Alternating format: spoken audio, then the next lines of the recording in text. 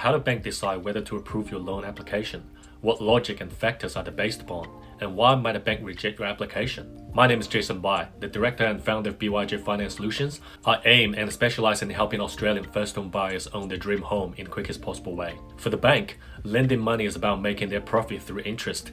The ideal loan scenario is you, the borrower, faithfully paying back interest for 30 years without any hiccups, no defaults, no arrears, until every cent of the principal is squared away. Now everybody's happy. But reality isn't always perfect. Just like anyone lending money, banks are not just in it only for the interest. They're more concerned about ensuring that money doesn't vanish into thin air. If, after a good look, the bank thinks the risk is too high, they'd rather not to lend. So, how do banks size up a risk of a loan? What's on their radar when you're applying for a loan? Now, typically, banks consider these things when they're checking your application. Who you are.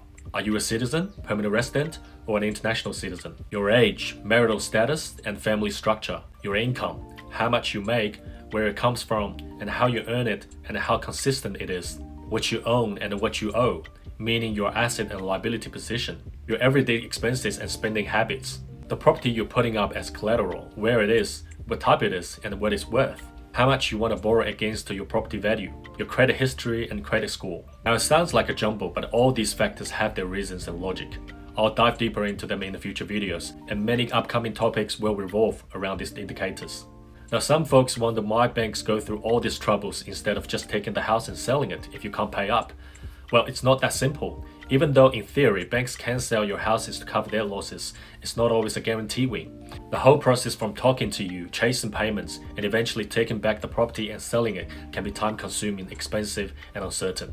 Banks want to avoid this, which is why if your loan gets denied, it's because something in your application set off their alarm bells. Now you might wonder why the same application gets a no from one bank and a yes from another. It's actually quite common.